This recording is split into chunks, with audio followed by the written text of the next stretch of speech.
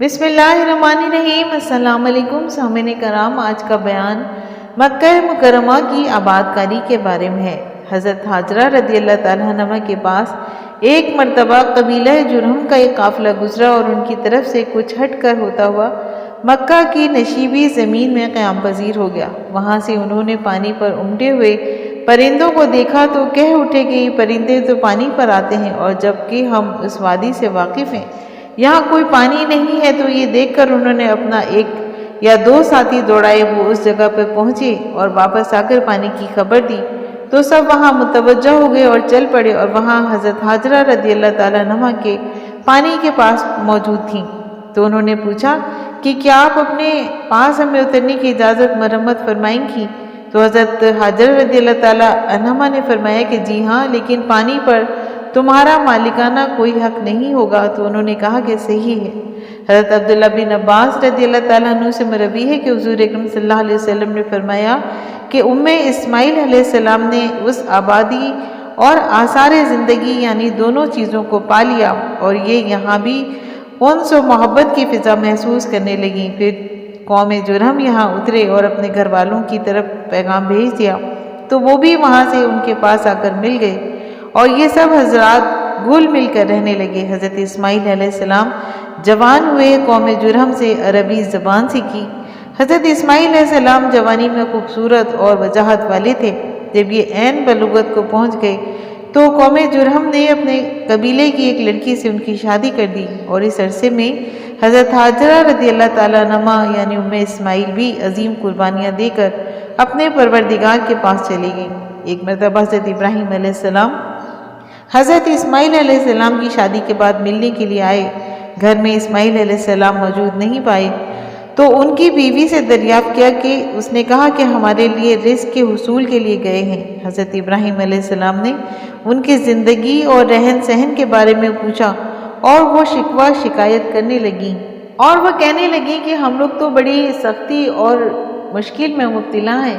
حضرت ابراہیم علیہ السلام نے فرمایا کہ تمہارے شوہر آ جائیں تو انہیں میرا سلام کہنا، اور میری طرف سے یہ بھی کہہ دینا کہ اپنے دروازے کی چوکھٹ تبدیل کر لیں۔ جب حضرت ابراہیم علیہ السلام واپس لوٹے تو انہوں نے کچھ محسوس کیا اور پوچھا کہ کوئی آیا تھا کیا؟ بیوی نے کہا کہ جی ہاں، ایک بوڑھے شخص آئے تھے، انہوں نے آپ کے بارے میں پوچھا تو میں نے بتا دیا۔ انہوں نے ہماری زندگی کے بارے میں پوچھا تو میں نے کہہ دیا کہ ہم سختی اور مشقت میں مبتلا ہیں۔ حضرت اسماعیل علیہ السلام نے پوچھا کہ انہوں نے کچھ نصیحت کی؟ کہا کہ جی ہاں، انہوں نے مجھ کو حکم دیا کہ میں ان کی طرف سے آپ کو سلام کہہ دوں، اور وہ آپ کو یہ بھی کہہ رہے تھے کہ اپنے دروازے کی چوکھٹ تبدیل کر لوں۔ حضرت اسماعیل علیہ السلام نے فرمایا کہ وہ میرے والد مکرم تھے، اور وہ مجھے حکم کر گئے ہیں کہ میں تجھے جدا کر دوں، لہٰذا تو اپنے گھر والوں میں چلی جا۔ اور پھر اس کو طلاق دے دی اور اس قبیلے میں سے ایک دوسری عورت سے شادی فرما لی۔ سامعین کرام، گوشت اور پانی میں برکت کی دعا بھی ملاحظہ کیجیے کہ کچھ عرصے بعد حضرت ابراہیم علیہ السلام دوبارہ تشریف لائے، اور پھر اس مرتبہ بھی حضرت اسماعیل علیہ السلام کو گھر میں موجود نہ پایا۔ ان کی بیوی سے پوچھا کہ کہاں گئے ہیں؟ کہا کہ وہ ہمارے لیے رزق کی تلاش میں نکلے ہیں۔ حضرت ابراہیم علیہ السلام نے دریافت فرمایا کہ کیسی زندگی گزر رہی ہے، راحت اور آرام اور رہن سہن کیسا ہے؟ بہو نے کہا کہ ہم خیر و عافیت کے ساتھ فراخی و کشادگی میں ہیں اور اللہ تعالیٰ کی حمد و ثنا کی۔ حضرت ابراہیم علیہ السلام نے دریافت فرمایا کہ کھاتے کیا ہو؟ کہا کہ گوشت۔ پوچھا ایک پیتے کیا ہو؟ عرض کیا کہ پانی۔ پھر حضرت ابراہیم علیہ السلام نے دعا فرمائی کہ اے اللہ، ان کے لیے گوشت اور پانی میں برکت عطا فرما دیجئے۔ حضور اکرم صلی اللہ علیہ وسلم فرماتے ہیں کہ اس دن سے حضرت اسماعیل علیہ السلام کے ہاں ان دونوں چیزوں کے علاوہ اور کوئی غلہ نہ تھا۔ اگر ہوتا تو حضرت ابراہیم علیہ السلام ان کے لیے اس میں بھی برکت کی عطا دعا فرماتے۔ نیز حضور اکرم صلی اللہ علیہ وسلم نے فرمایا کہ اس دعا کے بعد سے مکہ مکرمہ میں گوشت اور پانی دونوں وافر مقدار میں موجود رہتے ہیں۔ حضرت ابراہیم علیہ السلام نے اپنی اس نیک سیرت بہو کو فرمایا کہ جب تیرا شوہر آ جائے تو اس سے میرا سلام کہنا، اور میری طرف سے انہیں حکم دے دینا کہ اپنے دروازے کی چوکھٹ برقرار رکھے۔ حضرت ابراہیم علیہ السلام تشریف لائے تو کچھ عرصہ محسوس کر کے پوچھا کہ کیا تمہارے پاس کوئی آیا تھا؟ بیوی نے کہا کہ جی ہاں، ایک اچھی صورت اور سیرت والے بزرگ آئے تھے، انہوں نے مجھ سے آپ کے متعلق دریافت فرمایا تو میں نے بتا دیا کہ پھر انہوں نے ہماری زندگی کے بارے میں پوچھا، کیا ہم زندگی کیسے گزار رہے ہیں؟ تو میں نے کہا کہ خیر کے ساتھ۔ حضرت اسماعیل علیہ السلام نے پوچھا کہ کچھ وصیت اور نصیحت بھی کر گئے ہیں؟ عرض کیا کہ جی ہاں، آپ کو سلام کہہ رہے تھے اور حکم دے گئے ہیں کہ اپنے دروازے کی چوکھٹ کو برقرار رکھنا۔ حضرت اسماعیل علیہ السلام نے فرمایا کہ وہ میرے والد مکرم تھے اور تم چوکھٹ ہو، اور وہ مجھ کو حکم کر گئے ہیں کہ تجھے عقد میں رکھوں۔ حضرت ابراہیم علیہ السلام کچھ عرصے بعد پھر ملاقات کے لیے تشریف لائے اور اس مرتبہ حضرت اسماعیل علیہ السلام کو موجود پایا۔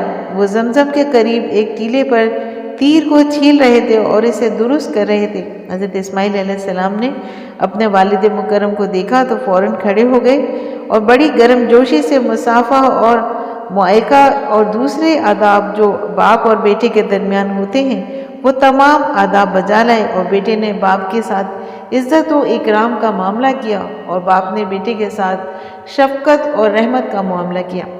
حضرت ابراہیم علیہ السلام نے اپنے فرزند ارجمند کو کہا کہ اللہ نے مجھے ایک حکم دیا ہے۔ حضرت اسماعیل علیہ السلام نے عرض کیا کہ رب کی طرف سے آپ کو جو حکم ملا ہے اس کو پورا کیجیے۔ والد مکرم نے فرمایا کہ اس میں تیری مدد کی ضرورت ہے۔ حضرت ابراہیم علیہ السلام نے عرض کیا کہ بالکل میں حاضر ہوں۔ حضرت ابراہیم علیہ السلام نے ارد گرد کی ایک ابری ہوئی جگہ کی طرف اشارہ کرتے ہوئے فرمایا کہ اللہ نے مجھے یہاں ایک گھر بنانے کا حکم فرمایا ہے۔ پھر باپ اور بیٹے نے بیت اللہ کی بنیاد کو اٹھایا۔ حضرت اسماعیل علیہ السلام پتھر لاتے رہے اور حضرت ابراہیم علیہ السلام تعمیر کرتے رہے، حتیٰ کہ جب دیواریں قد سے اونچی ہو گئیں تو یہ خاص پتھر لائے، اس پر حضرت ابراہیم علیہ السلام کھڑے ہو کر تعمیر کرنے لگے اور اسماعیل علیہ السلام پتھر پکڑاتے رہے، اور زبان پر دونوں کی یہ الفاظ جاری رہے، ربنا تقبل منا انکا انت السمیع العلیم۔ سورہ بقرہ میں اس کا ذکر ہے کہ اے ہمارے پروردگار، ہم سے اس خدمت کو قبول فرما لیجیے، بے شک آپ سننے والے اور جاننے والے ہیں۔